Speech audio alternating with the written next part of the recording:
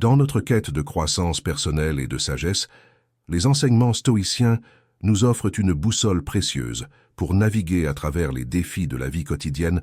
Comment reconnaître les signes indiquant que la personne en face de nous pourrait nous vouloir du mal? Pour illustrer cela, laissez-moi vous poser une question. Avez-vous déjà été dans une situation où vous vous sentiez mal à l'aise en présence d'une personne, sans vraiment comprendre pourquoi? Peut-être que vous avez ressenti une tension palpable, un sentiment de méfiance ou même un frisson désagréable dans votre dos. Pensez à une situation où vous étiez en train de discuter avec quelqu'un, et soudain vous avez remarqué des signaux subtils de manipulation ou de malveillance dans son langage corporel ou ses paroles. Peut-être avez-vous perçu une froideur dans son regard ou un ton condescendant dans sa voix, vous laissant avec un sentiment d'inconfort et de malaise. Dans cette vidéo, nous allons explorer 5 signes que les stoïciens considèrent comme des indicateurs que quelqu'un pourrait vous vouloir du mal. Préparez-vous à plonger dans une analyse perspicace de la psychologie humaine à travers le prisme du stoïcisme. Restez avec nous pour découvrir comment reconnaître ces signes et comment réagir de manière sage et équilibrée face à de telles situations. Prêtes à élargir votre compréhension du développement stoïque. Alors, commençons. Commençons avec ce principe stoïcien, qui est l'intégrité. Celle-ci est une qualité essentielle d'un individu vertueux. Lorsque nous interagissons avec quelqu'un, nous pouvons percevoir un manque d'intégrité à travers ses actions et ses paroles. Imaginez que vous ayez une conversation avec une personne qui prétend être votre ami, mais qui agit de manière contraire à cette affirmation. Peut-être avez-vous remarqué qu'elle vous promet constamment des choses qu'elle ne tient pas, ou qu'elle ment fréquemment pour obtenir ce qu'elle veut. Ce comportement contradictoire entre ses paroles et ses actions peut être un signe de manque d'intégrité. De même, vous pourriez observer une personne qui parle avec mépris ou avec des intentions cachées, derrière des paroles flatteuses. Elle pourrait critiquer quelqu'un en son absence tout en lui souriant en face, révélant ainsi un manque d'honnêteté et de sincérité dans ses interactions. Parfois, le manque d'intégrité peut être subtil et difficile à détecter au premier abord. Il peut se manifester à travers des comportements manipulatifs ou des mensonges par omission. Par exemple, une personne pourrait omettre des informations importantes ou déformer la vérité pour obtenir un avantage personnel ou pour manipuler une situation à son avantage. Ces actions peuvent sembler inoffensives à première vue, mais elles peuvent entraîner un sentiment de méfiance et de trahison une fois découvertes. Il est important de se rappeler que l'intégrité n'est pas seulement une question de conformité aux normes sociales, mais plutôt une expression de notre caractère et de nos valeurs les plus profondes. En reconnaissant les signes d'un manque d'intégrité chez les autres, nous pouvons mieux protéger nos propres limites et prendre des décisions éclairées sur la manière d'interagir avec eux. En fin de compte, rester fidèle à nos propres principes stoïciens nous aide à maintenir notre intégrité personnelle et notre bien-être émotionnel dans nos relations avec les autres. Le stoïcisme nous enseigne l'importance de vivre en accord avec nos valeurs et nos principes, et cela inclut l'intégrité dans nos paroles et nos actions. Lorsque nous rencontrons quelqu'un dont le comportement est en contradiction avec ses valeurs, cela peut être un signe que cette personne pourrait nous vouloir du mal. En restant conscient de ces signaux et en évaluant attentivement nos interactions, nous pouvons mieux protéger notre bien-être émotionnel et spirituel. Selon les stoïciens, la compassion et l'empathie sont des qualités essentielles pour cultiver des relations harmonieuses et respectueuses avec autrui. Lorsque nous interagissons avec quelqu'un, nous pouvons percevoir un manque de compassion ou d'empathie à travers ses actions et ses paroles. Si vous êtes dans une situation où vous exprimez une difficulté personnelle à quelqu'un, mais cette personne répond avec désintérêt ou indifférence, ce manque d'attention ou de soutien émotionnel peut être un signe de manque de compassion envers autrui. De même, vous pourriez observer une personne qui fait preuve d'une froideur ou d'une insensibilité apparente face aux émotions ou aux besoins des autres. Elle pourrait ignorer délibérément les sentiments ou les préoccupations des autres, révélant ainsi un manque d'empathie dans ses interactions.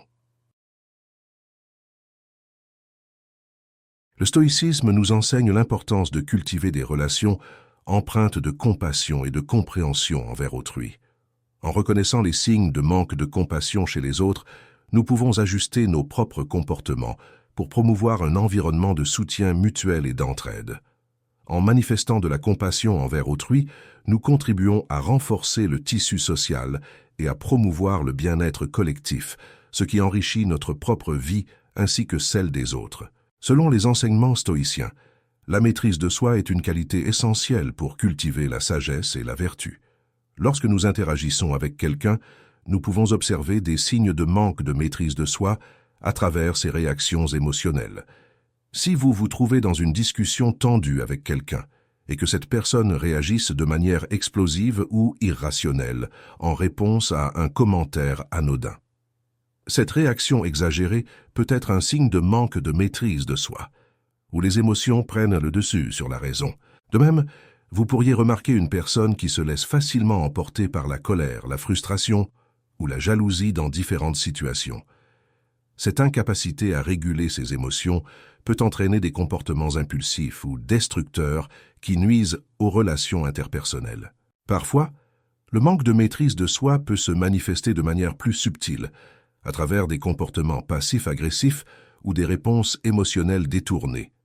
Par exemple, une personne pourrait exprimer son mécontentement ou sa frustration de manière passive, en utilisant des remarques sarcastiques ou en évitant le conflit direct. Ces comportements peuvent créer une atmosphère de tension et de malaise dans les interactions sociales, ce qui peut être un signe révélateur de difficultés à gérer les émotions de manière constructive. Il est important de reconnaître que la maîtrise de soi n'est pas un trait statique, mais plutôt une compétence qui peut être développée et renforcée avec la pratique et la conscience de soi. En observant les signes de manque de maîtrise de soi chez les autres, nous pouvons être plus attentifs à nos propres réactions émotionnelles et chercher des moyens de les gérer de manière plus efficace. En cultivant la maîtrise de soi dans nos interactions avec les autres, nous contribuons à créer un environnement de communication plus sain et plus harmonieux, où les différences d'opinion peuvent être abordées de manière constructive et respectueuse. Le stoïcisme nous enseigne l'importance de développer une conscience de soi et un contrôle sur nos réactions émotionnelles. En reconnaissant les signes de manque de maîtrise de soi chez les autres, nous pouvons mieux comprendre leurs motivations et ajuster nos propres interactions en conséquence. En cultivant la maîtrise de soi dans nos propres vies, nous pouvons maintenir notre calme et notre équilibre, même face aux situations les plus difficiles, ce qui nous permet de naviguer avec sagesse à travers les défis de la vie. De même, vous pourriez observer une personne qui adopte une attitude belliqueuse ou provocatrice dans ses interactions avec les autres, cherchant à créer des tensions et des hostilités plutôt que de favoriser la compréhension et la collaboration. Ces comportements peuvent entraîner un climat de méfiance et d'animosité, compromettant ainsi les relations interpersonnelles et le bien-être collectif. Le stoïcisme nous enseigne l'importance de cultiver la paix et l'harmonie dans nos relations avec autrui. En reconnaissant les signes de propension au conflit chez les autres, nous pouvons choisir de nous éloigner de ces dynamiques toxiques et de rechercher des interactions basées sur la coopération et le respect mutuel. En favorisant des relations fondées sur la compréhension et la tolérance, nous contribuons à créer un environnement social plus pacifique et bienveillant où chacun peut s'épanouir pleinement dans ses interactions avec les autres. Selon les principes stoïciens, les relations interpersonnelles doivent être basées sur le respect mutuel, la confiance et l'égalité. Lorsque nous interagissons avec quelqu'un, nous pouvons percevoir des signes de manipulation ou de domination dans ses comportements. Si vous vous sentez constamment contrôlé ou manipulé par quelqu'un, où vos opinions sont ignorées et vos décisions contestées, ce comportement peut révéler un désir de domination de la part de cette personne, cherchant à imposer sa volonté aux autres, au détriment de leur autonomie. De même, vous pourriez observer une personne qui utilise des tactiques de manipulation subtiles, telles que la flatterie excessive ou la culpabilisation, pour obtenir ce qu'elle veut des autres. Ces comportements peuvent créer un déséquilibre de pouvoir dans les relations, sapant ainsi la confiance et le respect mutuel. Le stoïcisme nous enseigne l'importance de cultiver des relations fondée sur l'égalité et le respect des libertés individuelles. En reconnaissant les signes de manipulation ou de domination chez les autres, nous pouvons établir des limites claires et protéger notre propre intégrité dans les relations interpersonnelles. En favorisant des interactions basées sur le respect et la coopération, nous contribuons à créer un environnement harmonieux et équilibré où chacun peut s'épanouir pleinement dans ses relations avec les autres. Parfois, la manipulation ou la domination peut se manifester de manière plus insidieuse, à travers des comportements subtils de contrôle ou de subordination. Par exemple, une personne pourrait exercer une influence excessive sur les décisions des autres en utilisant des tactiques de persuasion ou de pression psychologique. Ces comportements peuvent être difficilement détectables au premier abord, mais peuvent avoir un impact significatif sur la liberté et l'autonomie des individus. Il est important de reconnaître que les relations saines sont basées sur le respect mutuel et la volonté de coopérer dans un esprit de partenariat. En identifiant les signes de manipulation ou de domination dans nos interactions avec les autres, nous pouvons prendre des mesures pour protéger notre propre bien-être et maintenir des limites saines dans nos relations. En favorisant des relations fondées sur l'égalité et le respect, nous contribuons à créer un environnement harmonieux et équilibré où chacun se sent valorisé et respecté pour qui il est. Pour ceux d'entre vous qui sont restés avec moi jusqu'à maintenant, j'ai un autre signe bonus pour vous, que les autres qui nous ont quittés plus tôt auront manqué. C'est, selon moi-même, l'un des signes les plus difficiles à reconnaître si vous n'en avez pas connaissance. Enfin, un signe que la personne en face de vous pourrait vous vouloir du mal selon les stoïciens est sa propension à critiquer constamment et à exprimer une attitude négative envers vous ou les autres. Au cours d'une situation où vous êtes régulièrement exposé aux critiques acerbes ou aux remarques désobligeantes d'une personne, cette attitude critique et négative peut créer un climat de tension et de malaise dans vos interactions, sapant ainsi votre confiance en vous-même et votre estime de soi.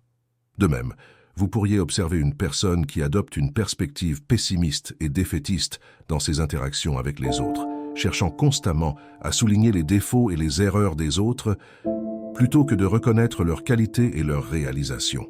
Cette négativité chronique peut avoir un impact toxique sur votre bien-être émotionnel et votre santé mentale. Le stoïcisme nous enseigne l'importance de cultiver une attitude de bienveillance et de gratitude envers autrui. En reconnaissant les signes de critique constante et de négativité chez les autres, nous pouvons choisir de nous éloigner de ces influences néfastes et de rechercher des interactions basées sur l'appréciation et le soutien mutuel. En favorisant des relations fondées sur la positivité et l'encouragement, nous contribuons à créer un environnement social plus bienveillant et épanouissant, où chacun peut s'épanouir et s'épanouir pleinement dans ses interactions avec les autres.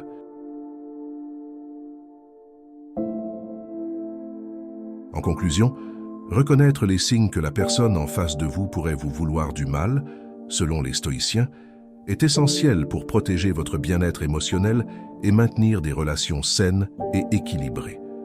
Nous avons exploré 5 signes clés, notamment le manque de maîtrise de soi, le manque d'intégrité, le manque de compassion, la propension à la manipulation et à la domination, ainsi que la tendance à susciter le conflit et à critiquer constamment. En identifiant ces comportements dans nos interactions avec les autres, nous pouvons prendre des mesures pour protéger notre propre bien-être et maintenir des limites saines dans nos relations. Sans oublier que la critique que l'on reçoit d'autrui a elle aussi son impact et peut indiquer que la personne en face de vous cherche à vous vouloir du mal. Le stoïcisme nous offre également des enseignements précieux sur la façon de cultiver des relations basées sur la bienveillance, le respect mutuel et la coopération. En suivant ces principes, nous pouvons créer un environnement social plus harmonieux et épanouissant, où chacun se sent valorisé et respecté pour qui il est, en restant conscient de ces signes et en choisissant des interactions fondées sur la compassion et la positivité, nous pouvons contribuer à créer un monde où chacun peut s'épanouir et s'épanouir pleinement dans ses relations avec les autres.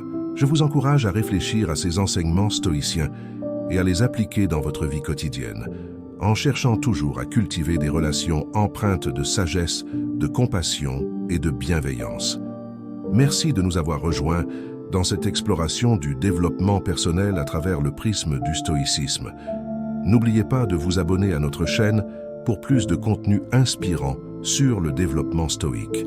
Et n'oubliez pas de partager vos réflexions dans les commentaires ci-dessous. Restons connectés, restons stoïciens.